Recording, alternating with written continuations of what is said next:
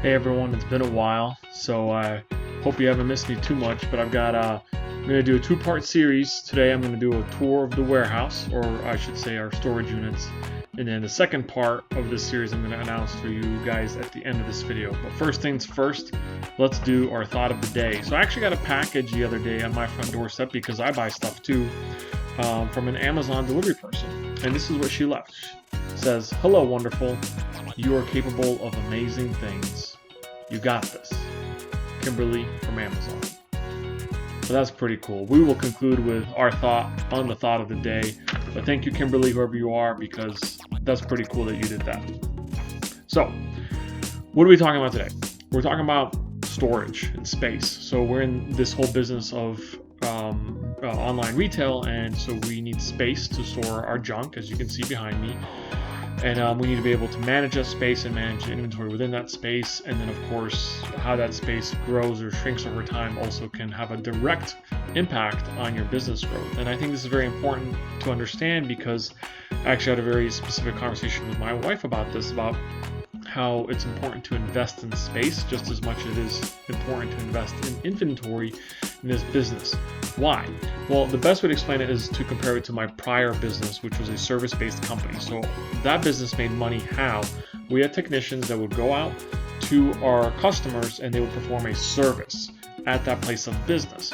Now, whether I had a small warehouse, a storage unit, worked out of my garage, it didn't really matter because at the end of the day, that storage space or that warehousing space didn't have a direct correlation with our ability to generate revenue. Now, there were things that we did have to house some inventory, some supplies, things like that, but it was a very small part of the business operations. Or said another way, if I didn't have a warehouse for my other business, we could still make money. Now, in this case, in order for us to sell stuff, we need to buy stuff. In order for us to buy stuff, we need places to store it. So there's a very direct correlation in terms of if you're kind of reaching a capacity in terms of your maximum inventory that you can house, then you can't really grow beyond those means if you can't house any more inventory. So I think just wanted to kind of evaluate a short history. So when I bought my first load ever, it was in January of 2020. It was one pallet, and I'll throw up some pictures because that's all I have from back then. One pallet, but I had a warehouse back then because I was based in Rhode Island. I had my other business then. I had plenty of space. Not a big deal, but it was also I was just kind of experimenting with this and testing online retail at the time.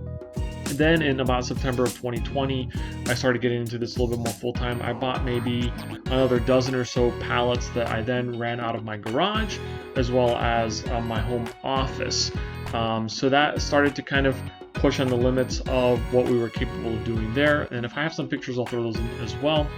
And then finally, we started to slowly transition into the storage unit concept, which if you guys see anybody on YouTube, the majority of the guys who resell stuff will use a storage unit. And there's pros and cons to both, and I'm going to hit on that in a little bit because we start out with one storage unit. I will actually say start out with half of a storage unit and then work our way up to where we are right now, which is 4 storage units or about 600 square feet total. So just to kind of give you some context with where we are right now, we have approximately 1,800 units total in stock. So a unit could be something as simple as, a pair of headphones to something like where's that sound system back here, right? So that's one unit, and they vary in all shapes and sizes. I have all kinds of products, but I've got a lot right now. The other thing that just to kind of give some context, or across my 4 storage units, I have about $250,000 worth of total retail value. Now that's not what I'm going to make on it. It's about retail value. So that's what I currently have in terms of inventory level spread across 4 units. Now, storage units are an interesting concept, and I really like it because, and I should add a 4th one here, which I'll hit on in a second. I like it because they're modular. So we started out with half a unit, then kind of built it out, got it to 1 unit, then started thinking about, well, how do we balance the split between managing our existing inventory versus receiving inventory and kind of those components. How do we service inventory? Do we need a shop? As you can see, I'm sitting in my unit right now.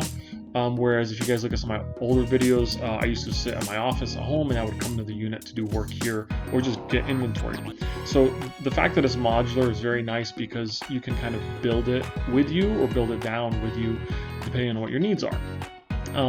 Utilities. So I'm filming, I'm on Wi-Fi, I've got electricity, the AC is blowing. Don't tell them. I use up a lot of utilities here. So that's kind of a nice perk. You know, think about that $50 a month, $60 a month internet connection you would have to pay at home, or if you had a warehouse, it's, you know, can be anywhere from $80 to $100 just for internet. So it's a great way to save money. I guess that was my fourth point I was going to add, is it's very cost effective. You know, renting where I'm at right now just for one of these units is under $200 a month. So it's very easy for you to scale up and down, and you know, it's climate controlled. You have great access to the unit.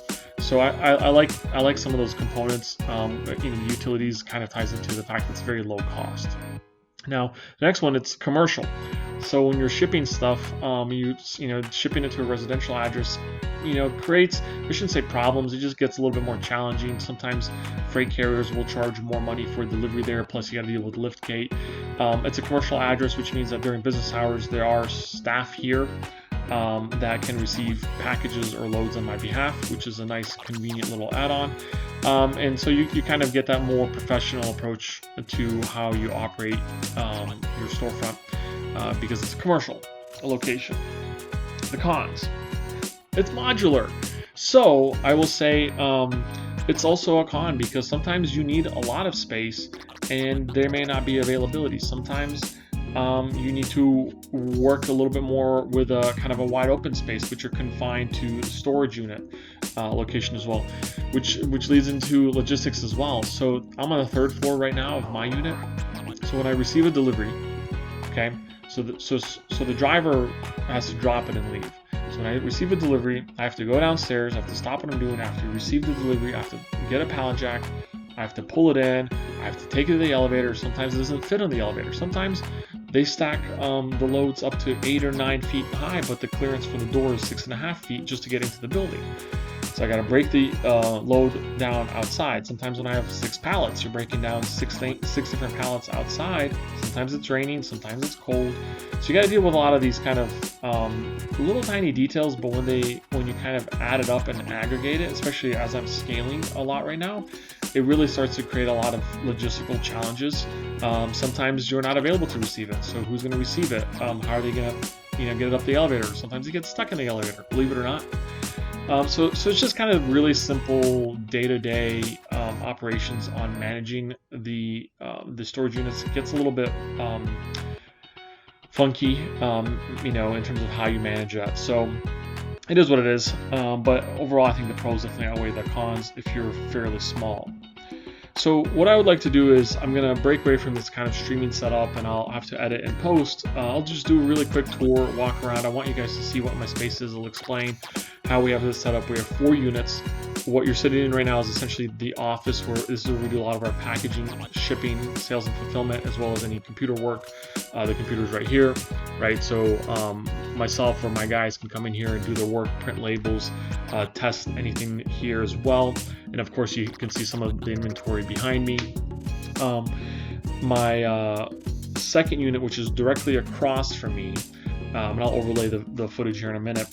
That's where we typically start to break down inventory, right? So I'll receive a load that will sit in another unit. Actually, let me start there, right? Let's just follow the process. So I receive a load, it goes and sits in one unit. Right now I have 8 pallets in there, completely wrapped, okay? They're ready to be broken down, broken apart, and then the inventory, somebody needs to go through, test it, and all of those steps as well. So I have kind of a receiving unit. It's primarily for housing received shipments, okay? The next unit is the one that's across from me, which is where we start to break them down. We do our inventory, we do our condition rating, we start to assess the inventory, okay? So that happens directly across from me. And that's, sometimes it's a mix of a bunch of stuff, because we're really trying to understand what do we have, how do we reconcile it against the manifest, making sure that we have everything that we paid for. So that happens across from me. It's kind of another like workshop setup. The third unit, right? So we have a receiving unit, we have kind of a workshop unit, we have the office, which I'm sitting in, and the fourth unit is basically inventory. So there's certain brands that I turn over a lot, and certain products I turn over a lot. So whenever we receive them, we go through them quick, and then they sit in the third unit. So it's kind of a dedicated unit just for those brands. So I will say it's mainly inventory storage. That's basically it.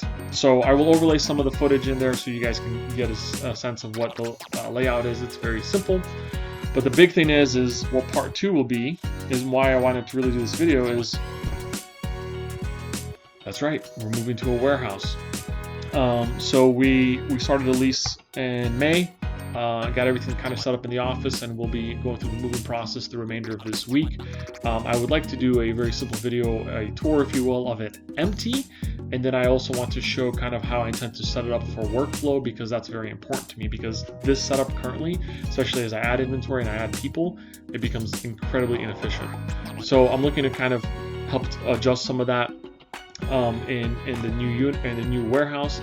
I'm very excited. It's a very exciting step for our business, and I hope that you guys join us for the journey as we continue to grow. But with that, I'll kind of conclude with Miss Kimberly's thought. I think the fact that you can be a delivery driver for a company and to take the time to write this note shows that there's nothing that can stop you guys. There's no reason why you should be upset. Whether it's COVID or your state's running out of gas or whatever the reason is, just know that you are always capable. You're always capable of amazing things. Thank you, Kimberly. You're the best. Take care, guys. I'll see you in the new warehouse.